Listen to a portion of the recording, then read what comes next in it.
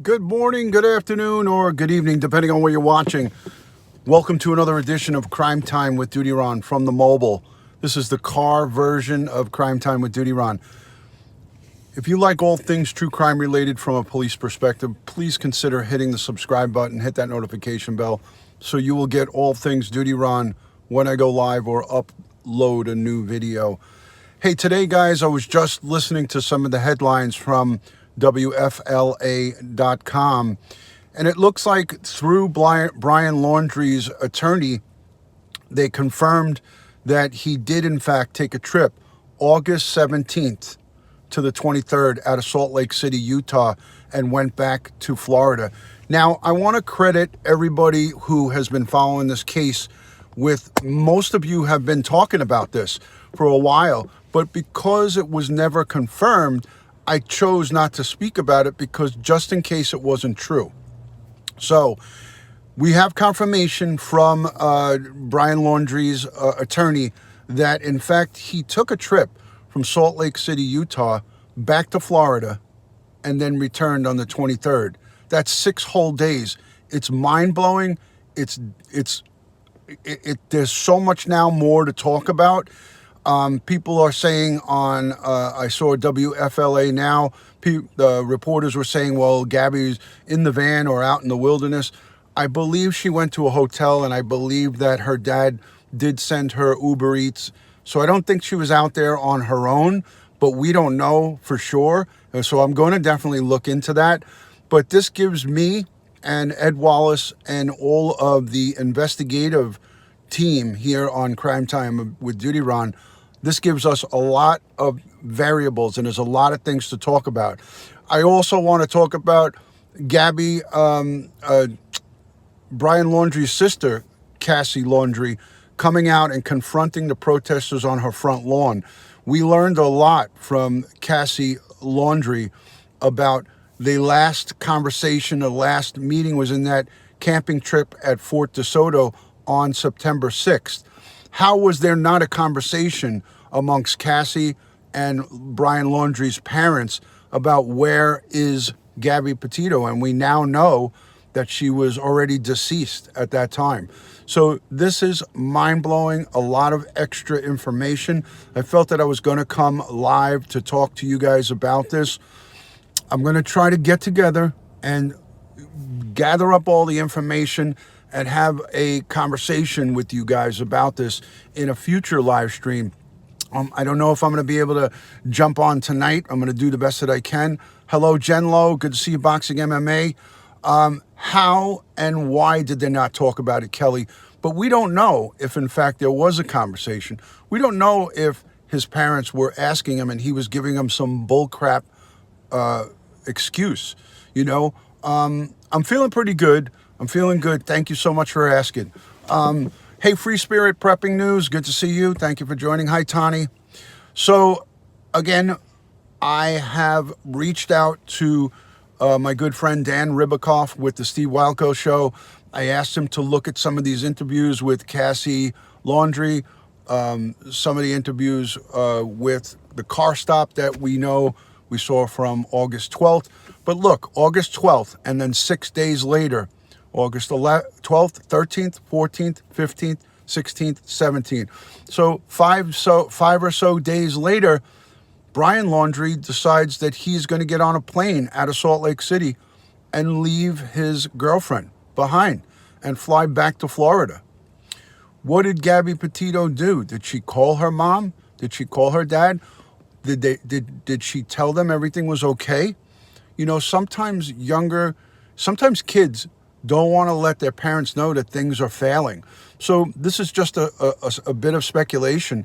Maybe she kept it a secret from them, because if in fact Gabby had said to her mom or her dad or her dads, you know, both of them, Joe and Jimmy, if she said to them, I'm having a really rough time, I don't see why they wouldn't either offer her a plane ticket back or come and get her. So we don't know, because, you know, we don't have her here to tell that side of the story.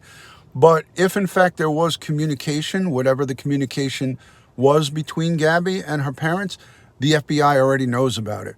We won't know about it We won't know anything about it because it's all part of the investigation.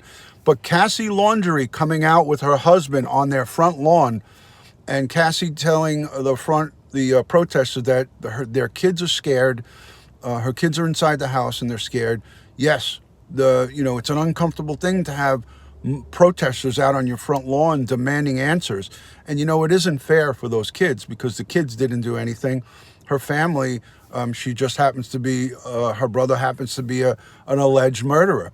Again, I don't condone a mob mentality. I would never do that. You would never ever see me out in front of someone's house doing that.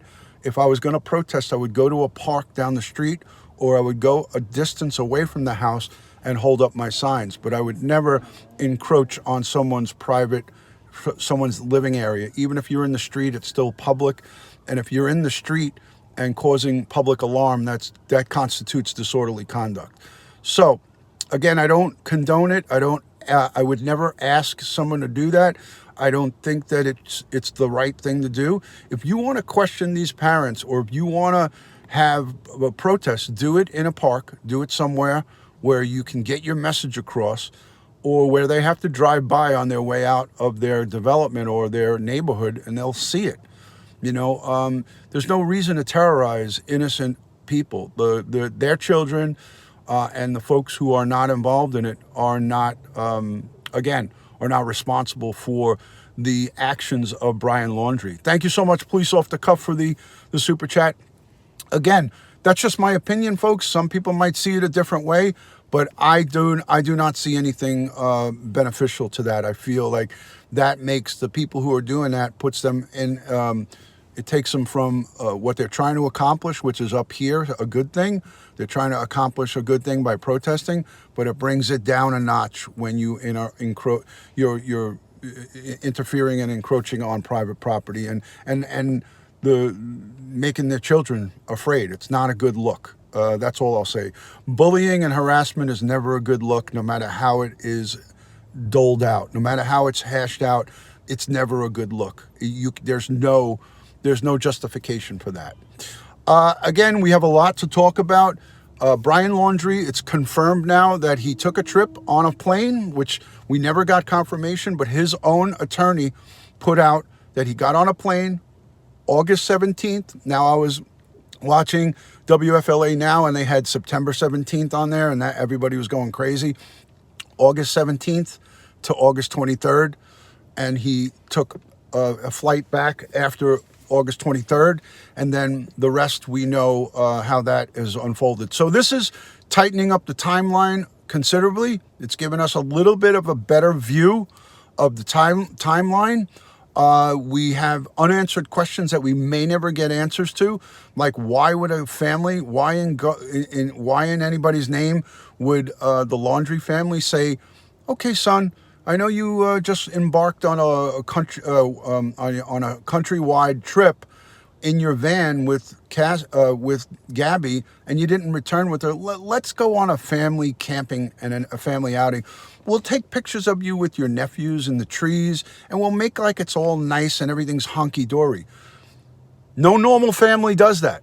And I say it with extreme conviction. I say this because if my son had a girlfriend that was living in my home with me and was becoming part of my family, and he went on a cross-country trip, I'd be nervous enough about the cross-country trip and them in the van.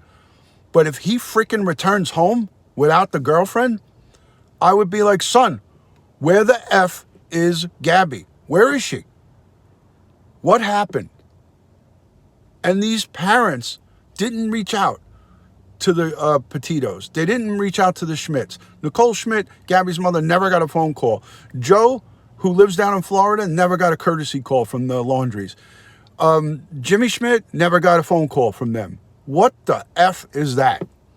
Those are serious questions that I have, that are looming, that are hanging, that are, everyone says, DutyRon, don't we have innocent before proven guilty in the United States? Yes, we do. We have innocent before proven, you're innocent until proven guilty, right? But when the parents and everyone surrounding this kid this man, young man, or whatever you want to call him, this savage, this animal, this scumbag, when all the people that are family are giving us mixed signals, what are you supposed to think? What's a normal, level-headed, sensible person led to believe? That they are angels and that everything is fine? This is all a big mix-up, a misunderstanding? Their son was just confused? Or he decided he didn't love her anymore and it was time to split up? It's bullcrap. It's hogwash. It's all of the above. It's everything and then some. The Laundrie family they're digging their own guilt grave. I hate to even use digging their own graves, but they've dug their own guilt grave by their own actions and lack of actions therein. The parents of Brian Laundrie, if they were really good human beings, they would have immediately reached out and called Gabby Petito's family and said, hey, Houston, we have a problem. There's something wrong here. My son just reappeared. He left her, came home, went back and probably told them, I'm going to make it all good. We're going to make up and we're going to come back. But to add a double whammy, he flew back on the 23rd and then freaking shows up on the 1st without her.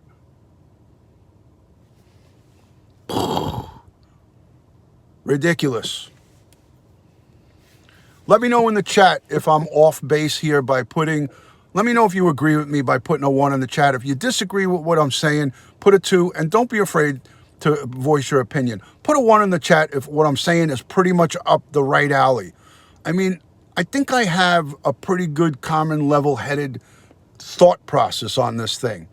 And tonight, I'm going to try to get together and do a live. I can't promise you guys anything, but I'm going to try to come up with something tonight where we are talking. I'm going to call and reach out to Dan Ribicoff. I'm going to talk to him, and I'm going to see if I can get him on an emergency live stream to analyze the body language and the mannerisms of Brian Laundrie on that car stop. We don't have any interviews from the parents, but we do have interviews from various different folks, and I'm going to see what we could come up with so we can have a conversation, because we all have so many unanswered thoughts and unanswered questions, you know? So, again, a majority of everyone's coming in with the number 1. I saw maybe 1, number 2, and then a random number 3. I get it. You know, people are trying to make a little bit of lightness out of this whole thing, but I don't see how we could do that. We have tons and tons of unanswered questions, and we're going to try to have a conversation about what happened and why Brian Laundrie came home, flew back. He came home out of Salt Lake City. That's been confirmed. He went home on the 17th, returned on the 23rd, and then returned at the end of the month on September 1st with the van and without Gabby Petito. And the family still decided on September 6th to take a gosh darn family camping trip. Who does that? Who does that? Doesn't make sense. It stinks to high heavens. The whole story is hogwash. And I think that they have a lot of explaining to do. A lot of explaining, folks. So, I want to just take this opportunity to say thank you to everyone who has purchased the Lost is Not Alone wristbands for EquiSearch Midwest. We're about halfway through the 300 wristbands. We've already shipped about 150 of those wristbands. They're available on DutyRon.com. I'll link it down below. It's a fundraiser for Midwest EquiSearch. The Ohio chapter with Dave Rader, they search for the missing. Lost is Not Alone. I want to thank every one of you who has purchased the wristbands. If you have purchased wristbands when they come in, 2 favors I ask of you.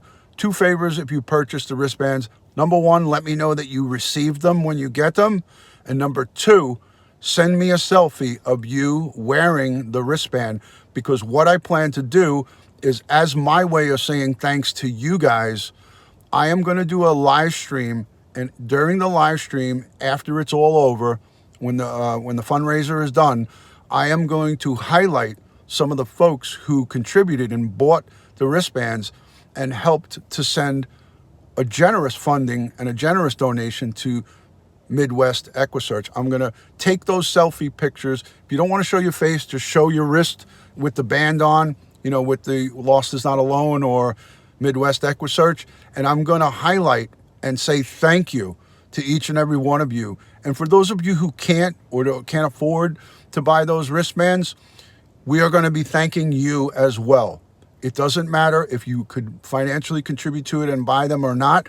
Just being here and being a part of this community and watching the videos and watching the replays and letting the ads run, you are contributing to Midwest EquiSearch. Go over to my website to find out where you can donate. Again, if you can't purchase them, I understand we all have different financial situations going on. I respect it. I understand it. But you too will be included in that thank you video.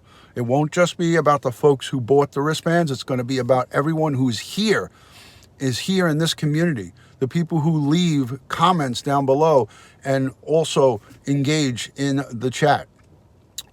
Mandy, I really don't know. I don't know. I will look. Voice, thank you for becoming a channel member. And Mandy, I will look into that. I don't know. That's a good question. Thank you for asking it. All right, guys. Brian Laundrie confirmed. Breaking news, confirmed through his attorney that he did take a flight on August 17th, 2021, and returned on August 23rd. And then came back home, as we know, September 1st without Gabby. That's breaking news. For me, it's not confirmed until either the attorneys or law enforcement confirm it. Once his attorney confirmed it, you could bet your bottom dollar that that did happen. The attorney confirmed it and waited too long because he has the right to wait. But he knows that that's going to come out. So he just decided to put it out. I have Venmo, and I have Cash App, and I have PayPal. I have 3 ways to pay. If you go on the website, you could see it. It tells you Venmo, PayPal, or Cash App. So you have 3 choices on paying for the wristbands. All right, guys, I'm going to wish you a lot of love and respect from my house to yours. We'll look for a updated, in-depth live stream in regards to this from me very soon. I just don't know when, but very soon. Lori, go over to DutyRon.com and you can get all the information about the wristbands. All right. As I like to end all of these, God bless the world, God bless the United States of America, and God bless each and every one of us here in the chat. But most importantly, all victims of crime and their families, and especially Gabby Petito and her family at this time. I really wish that we can all send a lot of love, respect, and support for Gabby Petito's family, because they are left behind to mourn her loss. It's a very difficult time for them, and I wish all of us to go over and send positive words and positive messages at any time when you see them on social media. I know you are all doing that. A lot of love and respect from my house to yours. I'll see you on the next one. Thank you for joining, and God bless from New York.